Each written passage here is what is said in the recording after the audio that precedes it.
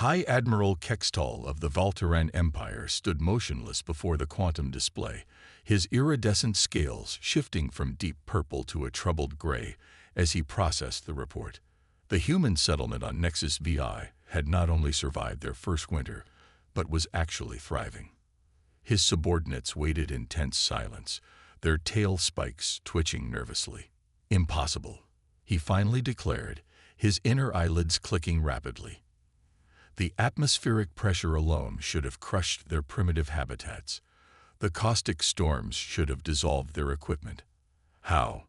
Fleet Commander Zeruvel stepped forward, her ceremonial armor gleaming under the starship's ambient lighting. "The humans are adaptable, Admiral. They've modified their mining equipment to serve as atmospheric processors. They're using the planet's own toxic atmosphere to generate breathable air and power their shields." The Admiral's scales flickered with irritation. Nexus VI had been a Valteran mining claim for centuries, though they had never successfully established a permanent presence on its hostile surface. The planet's vast deposits of quantum crystals and rare earth elements made it too valuable to ignore, but too dangerous to exploit with conventional methods. Then the humans arrived. They came in their crude ships with their primitive technology and their laughably basic environmental suits. The Valteran High Command hadn't even bothered to issue a formal warning, assuming the harsh reality of Nexus VI would drive them away within days. That was 6 months ago. "Show me," Kextol commanded. The quantum display shifted, revealing footage from a stealth probe. Human structures dotted the valley floor, but they weren't the prefabricated units typical of most species' colonial efforts. These buildings seemed to grow organically from the landscape, each one unique, constructed from a mixture of standard materials and local resources. "They're using the crystal formations as natural lightning rods," Zeruvel explained, highlighting several structures. "And those patterns in the valley walls. They've carved wind tunnels to redirect the worst of the storms. It's innovative, if crude." Kextol watched as a group of humans in patched environmental suits worked to expand their perimeter. Their equipment looked like it had been assembled from spare parts and modified mining gear, but it was working. They were adapting technology meant for resource extraction into tools for survival. "How many?" the Admiral asked. "The settlement has grown to approximately 3,000 colonists, mostly miners and engineers with a small security force. Their leader is Colonial Director Nadine Patel." The display showed a human female with dark skin and silver-streaked hair, gesturing animatedly as she directed construction efforts. What caught Kextol's attention wasn't her appearance, but the way other humans responded to her. There was none of the rigid hierarchy he expected from a colonial operation.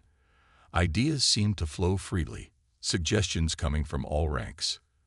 "Their methods are chaotic," he observed. "No standardization, no proper chain of command. It shouldn't work. And yet it does," Zeruvel responded carefully. "They've achieved in 6 months what our best engineers couldn't in centuries. The humans aren't following any established colonization protocols. They're experimenting, learning, adapting." Kextol's scales shifted to the deep red of decision. The High Council cannot ignore this any longer. Nexus VI belongs to the Empire. These humans have no legal claim, no right to be there. Prepare the fleet. "Admiral," Zeruvel ventured, "perhaps we should consider diplomatic. The Empire does not negotiate over what it already owns." Kextol cut her off. "Send the humans a single warning. They have 1 planetary rotation to evacuate. After that, we will remove them ourselves." The message was transmitted immediately. The response came just as quickly, in the form of a simple text transmission from Colonial Director Patel. "We've built our home here. We're not leaving. Come see what humans do when backed into a corner." Kextol's scales rippled with amusement. Brave words from primitives. Deploy the fleet. Let's show these humans why the Valteran Empire has ruled this sector for 10,000 years. As the massive warships began their deployment sequence, Fleet Commander Zeruvel studied the footage of the human settlement. Something about their unconventional methods and fierce determination nagged at her tactical instincts. The Empire had never faced an adversary quite like this. What the Volterrans couldn't know was that at that very moment, Colonial Director Patel was gathering her people, not to prepare for evacuation, but for resistance. In the main complex's central chamber, 3,000 humans listened as she laid out their situation. They think their advanced technology makes them invincible. Patel's voice rang out. They think we'll run because they have bigger ships and better weapons. But they don't understand what humans do best. We adapt, we improvise, and we overcome. They see our patched suits and jury-rigged equipment as signs of weakness. We're about to show them why that's their biggest mistake. The chamber erupted in determined cheers. The humans of Nexus VI had fought too hard, sacrificed too much to claim this world as their home. They weren't about to let it go without a fight, even against an empire that had dominated the galaxy since before Earth discovered electricity. The stage was set for a confrontation that would challenge everything the Volterran Empire thought they knew about warfare, technology, and the true meaning of advancement. They were about to learn that humanity's greatest strength wasn't in their tools or weapons, but in their relentless creativity and unyielding spirit. The battle for Nexus VI was about to begin, and nothing in the Empire's 10,000 years of military history had prepared them for what was coming. The first Volterran assault ships entered Nexus VI's atmosphere exactly when Colonial Director Patel predicted they would. Their gleaming hulls, engineered to withstand the planet's caustic storms, reflected the purple lightning that perpetually scared the sky. Textbook deployment pattern, muttered Chief Engineer Rashid Hassan, watching the tactical display from the colony's makeshift command center. They're treating this like a standard military operation. Patel allowed herself a grim smile. Good. That's exactly what we want them to think. She turned to the gathered team leaders, each chosen not for their rank, but for their ability to think creatively under pressure. Begin Operation Thunderstruck. Across the colony, carefully concealed systems hummed to life. Not military equipment. The humans had none, but repurposed mining technology and jury-rigged atmospheric processors, each one modified far beyond its original specifications by engineers who had spent 6 months learning to make the impossible work. The Volterran ground forces deployed with precision, their powered armor easily compensating for the crushing gravity. High Commander Vexthor watched through his tactical display as 5,000 elite warriors formed perfect ranks, their weapons charged and ready. Scans show minimal defensive preparations, his tactical officer reported. The humans appear to be congregating in their central complex. As expected, Vexthor replied, his scales shimmering with anticipated victory. They'd realize resistance is futile. Advance on the main settlement. Take them alive if possible. The High Council wants to understand how they managed to survive here. The Volterran forces moved forward in formation, their steps echoing across the crystalline surface. The first indication that something was wrong came when their forward sensors began reporting unusual energy readings from the ground beneath them. Sir, the tactical officer's voice carried a note of concern.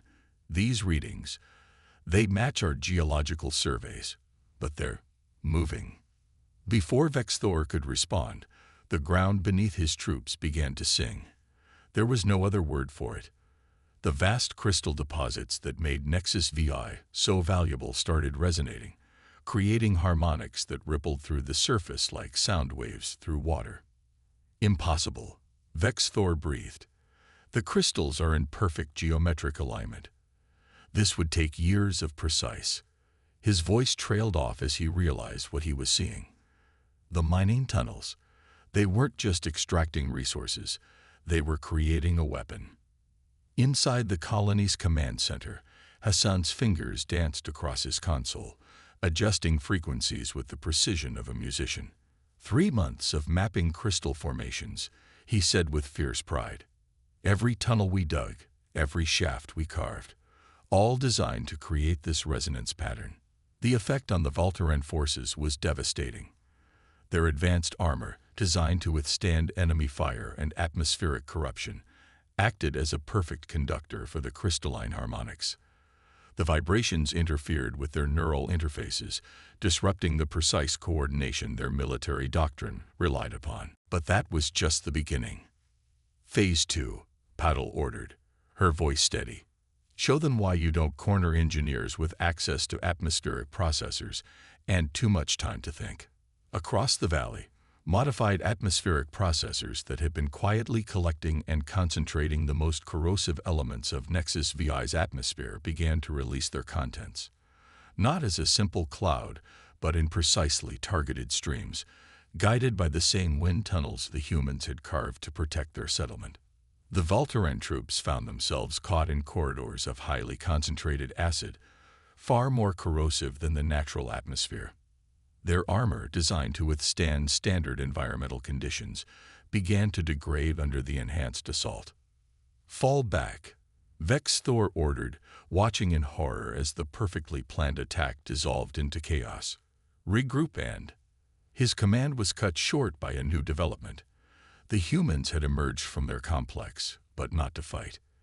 They were running past the Voltaren lines, wearing their patchwork environmental suits, each carrying what appeared to be modified mining charges. Ignore them, Vex Thor commanded. They're trying to draw us out of formation. Focus on the main complex. That's when the charges detonated. Not explosions. The humans had replaced the explosive components with electromagnetic pulse generators cobbled together from salvaged mining equipment. The pulses weren't powerful enough to disable Voltaren armor completely, but they didn't need to be. They just needed to create momentary gaps in their protective fields. Gaps that allowed the concentrated atmospheric corrosives to penetrate. From her position in the command center, Patel watched as the Voltaren forces broke ranks, their careful formation dissolving as soldiers struggled with failing armor systems and disrupted neural links. They expected us to fight like soldiers, she said quietly. But we're not soldiers. We're survivors. High Commander Vex Thor stared in disbelief as his elite forces retreated in disorder.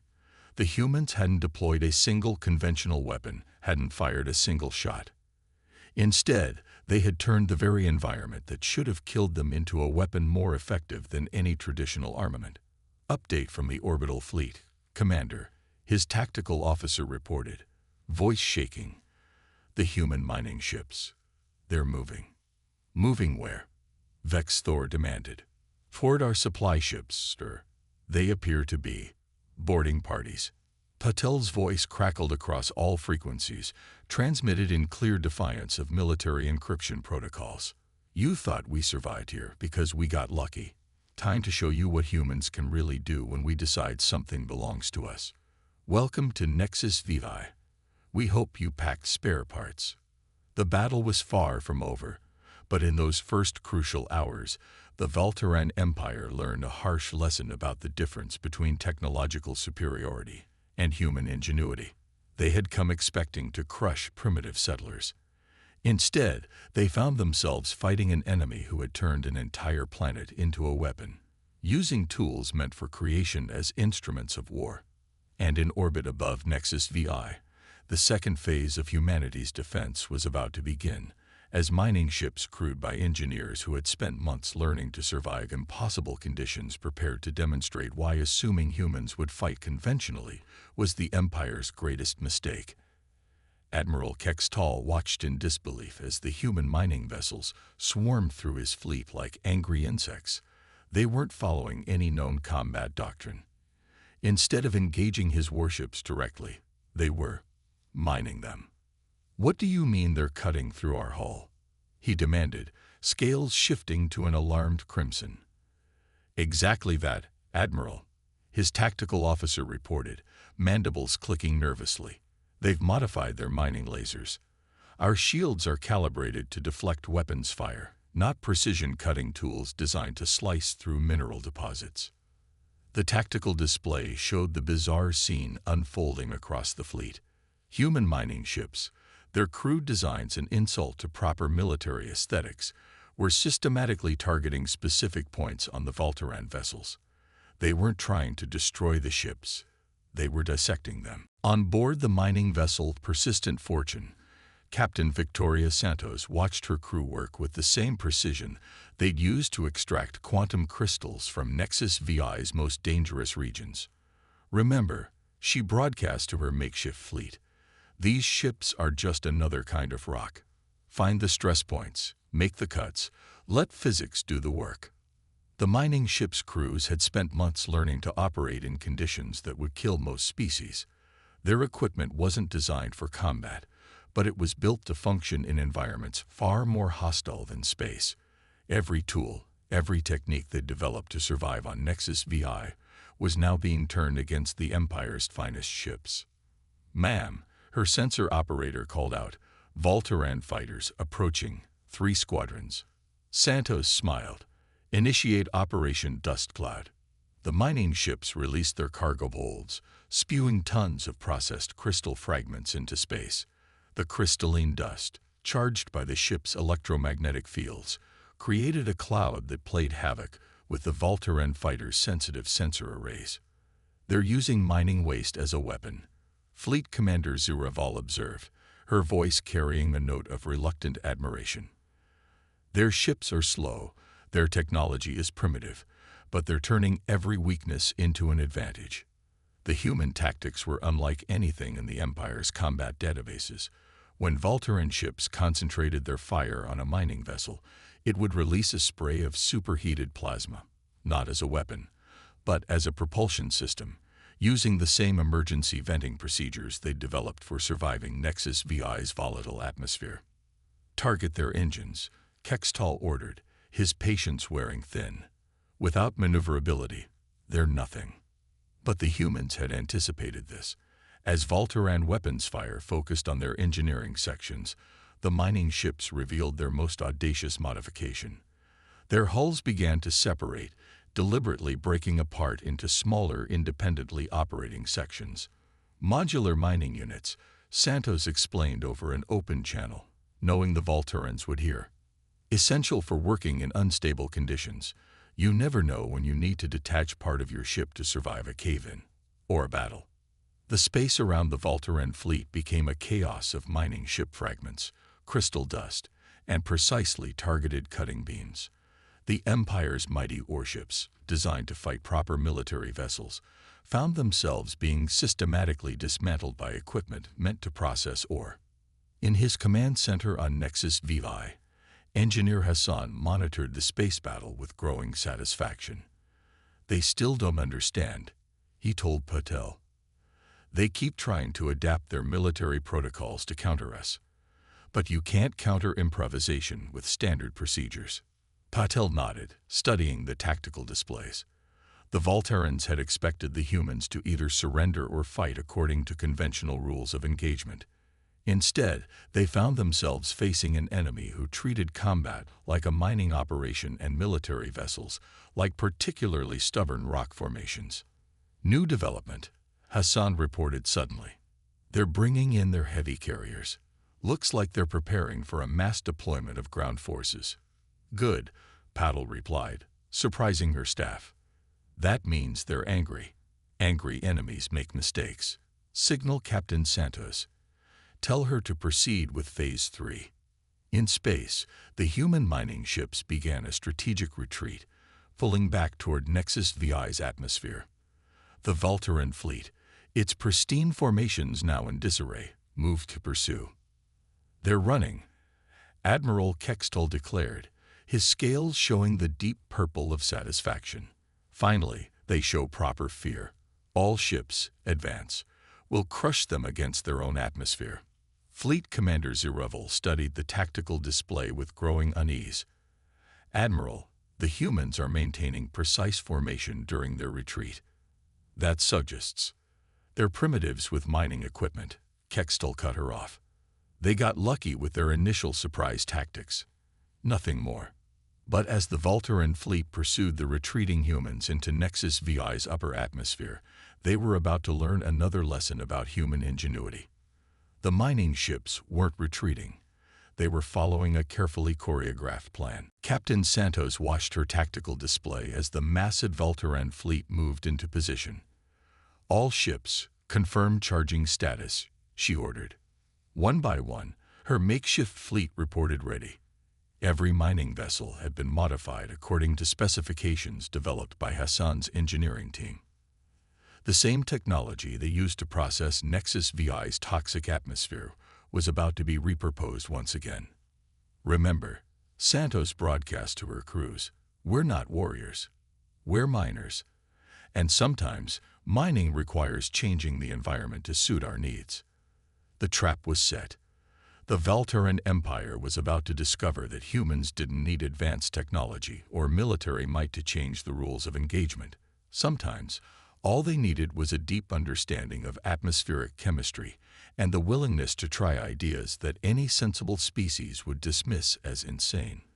The battle for Nexus VI was about to enter its most devastating phase, and the galaxy's most powerful empire was completely unprepared for what was coming. All atmospheric processors at maximum charge, Hassan reported, his fingers dancing across multiple control panels. "Ready to initiate on your command." Colonial Director Patel stood in the command center, watching as the massive Valteran fleet pursued their mining ships into the upper atmosphere. Everything they had planned, every modification they had made to their equipment over the past 6 months, led to this moment. "To all colony personnel," she broadcast, "initiate Operation Thunderstrike. This is not a drill." Across the surface of Nexus VI, hundreds of modified atmospheric processors hummed to life. These machines, originally designed to make the toxic atmosphere breathable within the colony, had been reprogrammed for a very different purpose. In space, Captain Santos watched her tactical display as the Valteran fleet moved deeper into their trap. "All ships, maintain formation. Remember your positions. Timing is everything." Admiral Kextol's voice boomed across all frequencies, heavy with contempt. "Your primitive evasion tactics end now. Surrender, and the Empire may show mercy."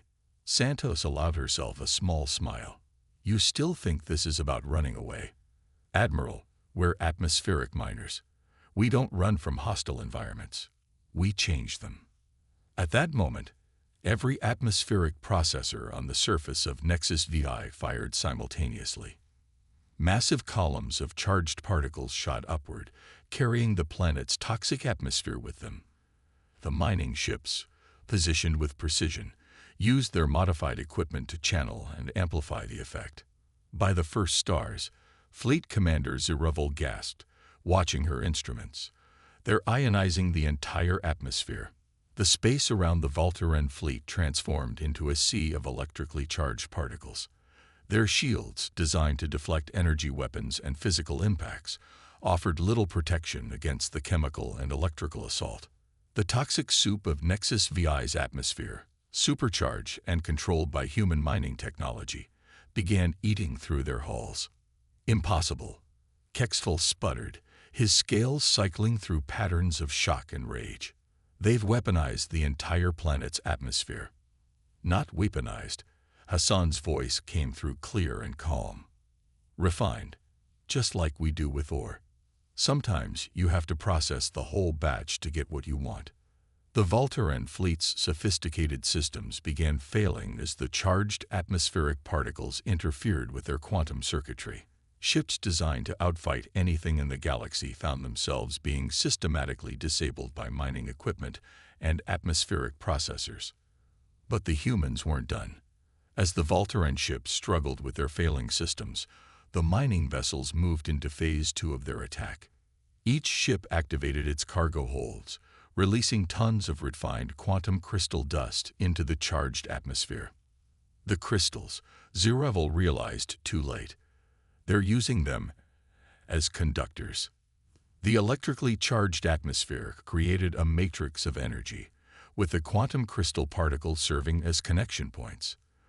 The result was a massive, three-dimensional web of destructive power that encompassed the entire Valteran fleet. "This is your final warning," Patel broadcast. "Your ships are trapped in our refinement field. You can either withdraw, or will be forced to demonstrate what happens when quantum crystals undergo forced resonance in an ionized atmosphere." To emphasize her point, Hassan activated a small-scale demonstration. A section of the charged atmosphere lit up with crystalline energy, causing 3 Volteran support ships to lose all power instantly. 1 month after what galactic historians would later call the Nexus Revelation, Colonial Director Nadine Patel stood in the newly constructed diplomatic chamber, watching the purple storms rage through the reinforced windows. Beside her, Admiral Kextol's scales shifted through thoughtful patterns of blue and gold. "Your engineers did this in 6 months," he asked, gesturing at the atmospheric shield that now protected the expanded colony. "Without quantum computers or neural interfaces. Sometimes the oldest solutions are the best ones," Patel replied. "We used the crystal formations themselves as natural amplifiers. The same principles that let us turn the atmosphere into a weapon now help us control it." The aftermath of the battle had transformed more than just the planet's surface. The Volteran Empire, for the first time in its 10,000-year history, had been forced to fundamentally reassess its understanding of technological advancement. In the colony's engineering bay, Chief Engineer Hassan worked alongside Volteran technical experts, explaining how humans had modified simple mining equipment to achieve what their advanced technology couldn't. "Your problem," he explained to an attentive group of chrome-scaled engineers, "was trying to fight the planet's nature. We learned to work with it instead. Every challenge became an opportunity."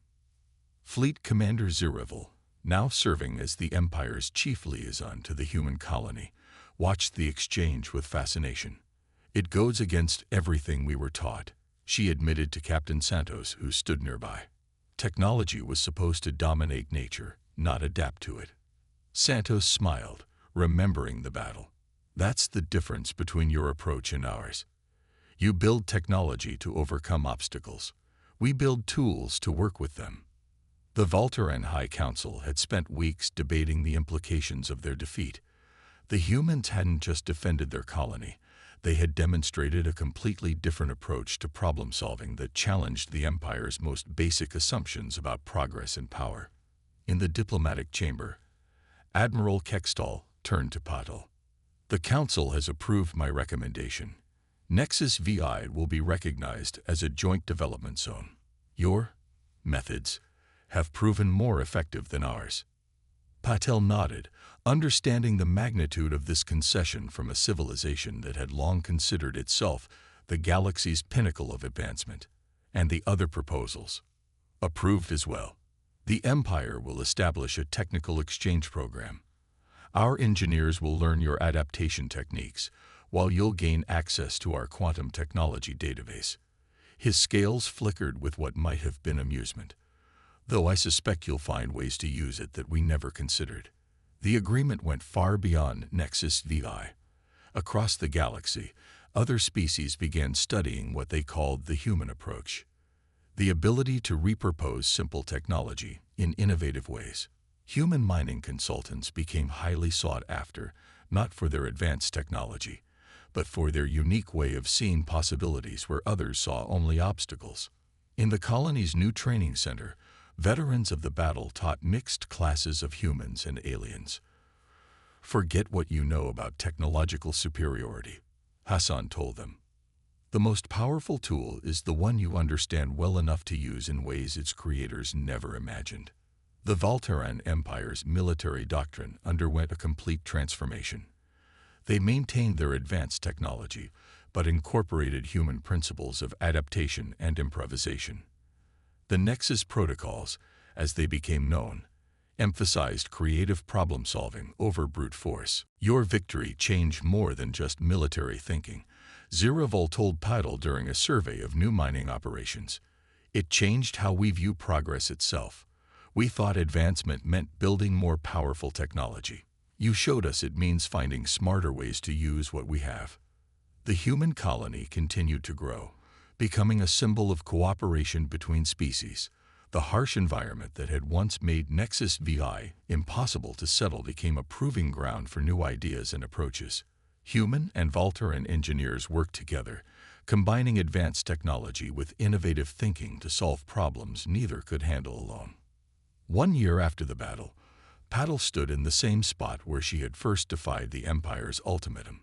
The colony had grown into a thriving metropolis, where crystalline spires of Voltaran design rose alongside practical human structures. Each building represented a blend of both cultures' approaches, elegant but functional, advanced yet adaptable. "We thought we were fighting for survival," she told a group of new arrivals, both human and alien. "Instead, we ended up teaching the galaxy a lesson about the true nature of advancement. It's not about having the best technology. It's about having the imagination to see beyond its intended use." Admiral Kextall, now a regular visitor to the colony, found himself changed by the experience as well. His final report to the High Council became required reading throughout the Empire. "The humans of Nexus VI taught us that true power lies not in the strength of our weapons or the advancement of our technology, but in the flexibility of our thinking and the creativity of our solutions." The battle for Nexus VI became a turning point in galactic history, not because of its scale or its outcome, but because it forced an advanced civilization to confront a simple truth. Sometimes the most primitive solution, in the hands of those creative enough to reimagine its use, could overcome the most sophisticated technology. As night fell over the colony, the purple storms of Nexus VI painted the sky with crystalline lightning. Below, humans and Voltarans worked together, each learning from the other, creating something neither could have achieved alone. They had turned a battlefield into a testament to the power of innovation and adaptation, proving that the greatest victories sometimes come not from overwhelming force, but from seeing possibilities where others see only obstacles.